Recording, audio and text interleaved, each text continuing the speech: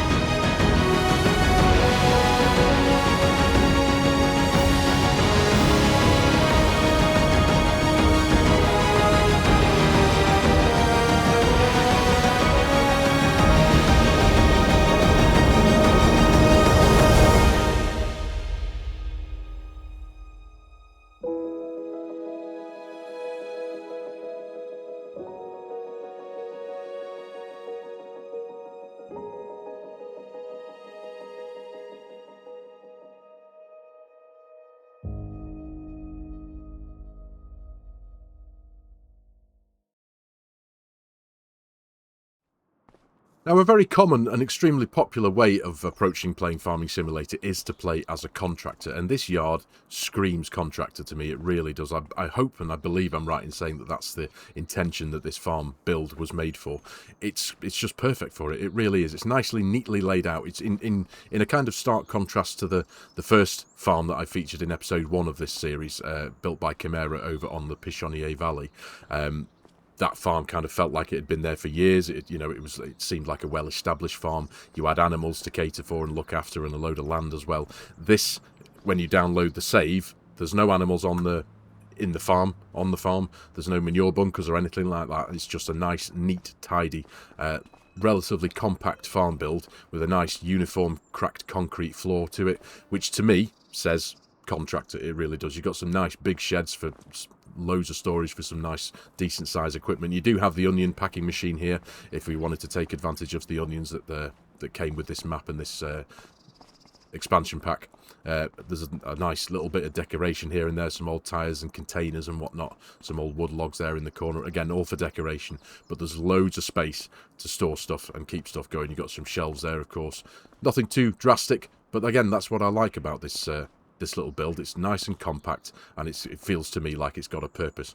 You've got a predominantly large collection of mods created by a modder called Living on a Player. That's what we're looking at here. You've got 4 or 5 sheds built by Living on a Player. This one here, I've turned on the icon so we can see, but this one here has a workshop. Again, loads of space in here for storage, and you can sort out your machinery as well if you so need to, with that workshop in the corner there.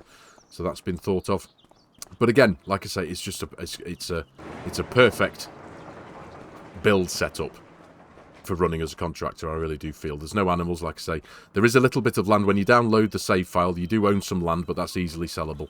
You can sell all that and just go with a contractor series if you wanted to. Or again, you know, the world is your oyster. If you wanted to add some animals in there, you can do.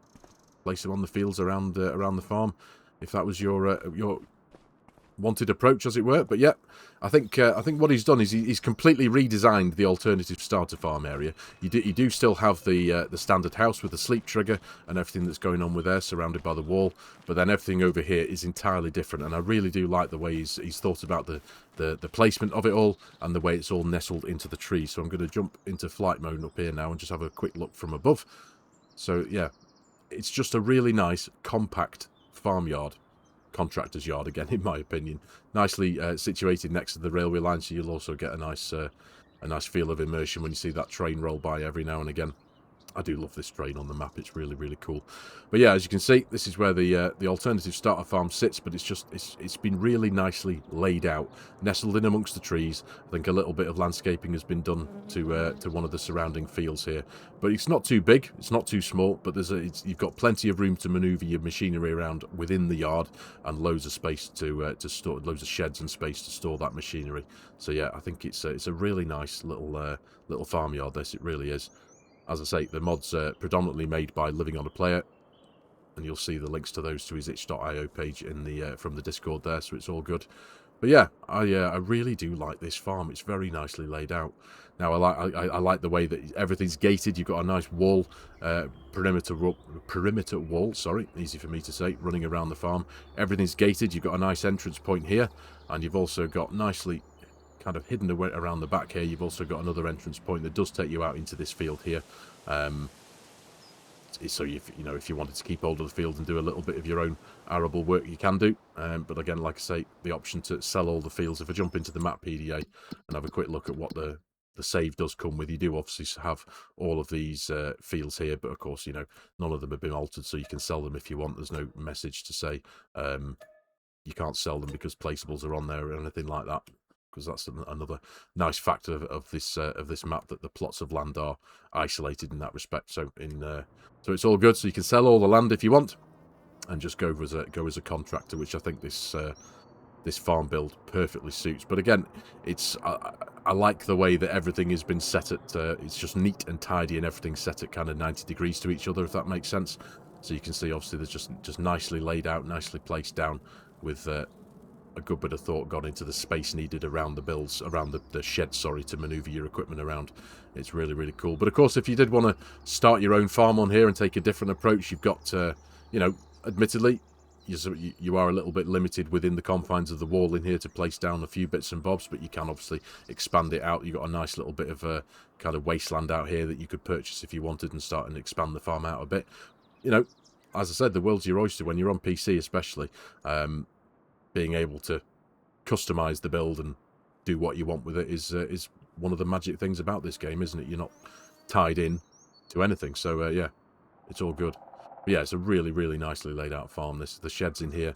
Let's have a look at them here. Let's just drop out of flight mode. Pop the door open. We've got a nice bit of space in here with that dividing wall, of course, but that's not too limiting. And it's the same story with these sheds. These are the same sheds, essentially, just placed down multiple times, but it's really, really cool. Very nicely laid out farm, and they are some very, very nice sheds, these, by Living on a Player. Nicely textured. They don't look too brand new, but yeah, perfectly laid out. Really nice farm, this. Now, there is one topic I do want to touch base on relatively quickly, if I can, just regarding a comment that cropped up as a result of the first episode of this series back on the Pichonier Valley. The comment itself said that they are sad to see the complete discount of crossplay. especially as there are content creators out there who have proved that it can be done. You're a lead content creator, people are influenced by you, console users could really do with your support. Now, of course, I am not discounting crossplay and console players from any part of this series. The whole concept of this series was to showcase builds that people out there have made, and for me to be able to showcase them and share them with people. Now, of course, the limitations within, for what I feel I have at the minute, being able to take on somebody else's save game, and I can only do that from PC to PC. You can't share save games from consoles to PCs. So initially, you know, the amount of thought that had gone into it, bear in mind this is episode 2, I've only made 1 episode prior to this, you know, so if this carries on and carries on, you know, if there's something that I can do regarding console saves, then of course I will do, because I'm not trying to discount any player from Farming Simulator in that respect, any kind of build. But there are limitations. Like I say, I can't take on a save game from a console player. I do appreciate, after putting a bit more thought into it, it's not impossible. There is a way I can do it, but it would involve a little bit of faffing around in that respect, because it would either require the player on console to have their own server for me to have access to, or for me to create a separate server that I would have to sort out, and for console players to be able to access that server, build a farm on that server, and then for me to be able to to then download that save game from the front end of the server and be able to do something that way. So there is a way of doing it, but there's an extra bit of faff involved. So with that in mind, if there are any console players out there who would like to contribute to this series and build a farm, then it's a discussion we can start to have, because obviously the servers do cost money. I don't, you know, if there's no interest in it, I'm not going to start up a server and use up money in that respect if it's not going to get used. So if you are a console user, and you know, a good way of contacting me, a better way of contacting me is over on my Discord. So if you are a console user, get on my Discord, drop me a line there, and, you know, introduce yourself if you're not already there, and let me know if you are interested in building a farm that you'd like to showcase on this series. And then there will be a method possibly of being able to do that. And if there's enough interest, then I will start up a server specifically for the use of this series for console players to come on. It'll have to be done one at a time. You know, the map will have to be chosen and all that kind of stuff. I'll have to sort out all the mods. So there's a lot of faffing around in that respect, because the console player would have to tell me what mods they want to use. I'll have to make sure that those mods are on the server and this kind of thing. So if that console player is in the middle of building a farm and they suddenly realise that they want to add another mod into it, you'd have to come out of the server, get in contact with me. I'll have to turn the server off, add the mods in, turn the server back on, and then wait for the console player to go back into the server to carry on building their farm. So there is a little bit of faffing around.